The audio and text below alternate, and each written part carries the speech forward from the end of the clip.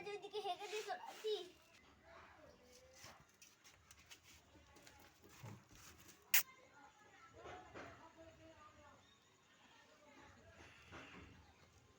সত্যি করে